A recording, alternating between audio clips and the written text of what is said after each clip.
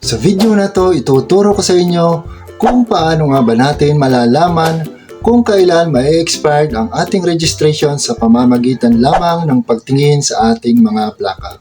At kung hindi ka pa nakasubscribe ay pindutin mo ang subscribe button para naman updated ka sa susunod ko pang mga uploads.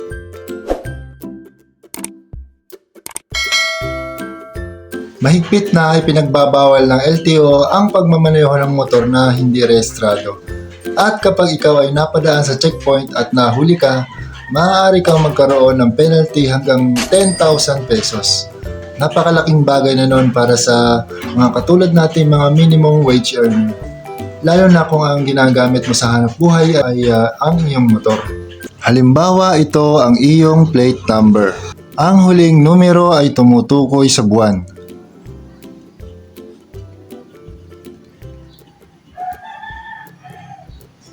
Number 1 para sa January.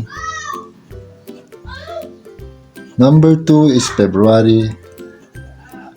Number 3 is March. Number 4, April. Number 5, May. Number 6, June. Number 7 for July. Number 8 for August.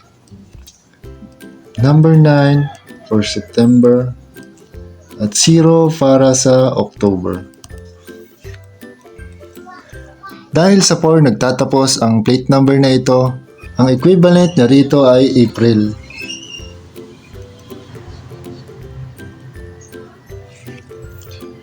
At ang pangalawang numero naman ay tumutukoy sa week. 1, 2, 3 para sa first week. 4, 5, 6 para sa second week.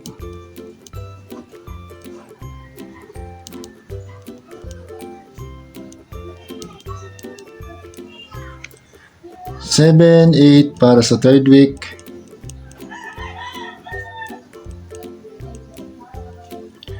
9 at 0 para sa fourth and final week.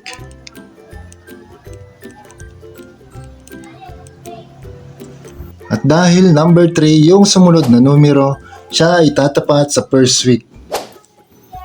Kaya ang sagot dito, ang magiging registration mo ay first week ng April.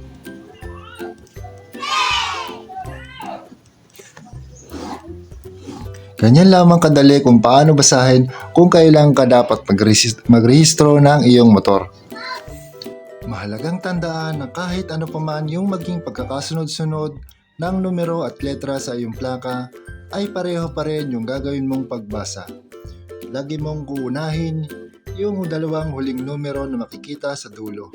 At kung may natutunan ka sa ating video, ay huwag mong kalimutang pindutin ang subscribe button para naman updated ka sa susunod ko pang mga uploads. Maraming salamat sa iyong panunood.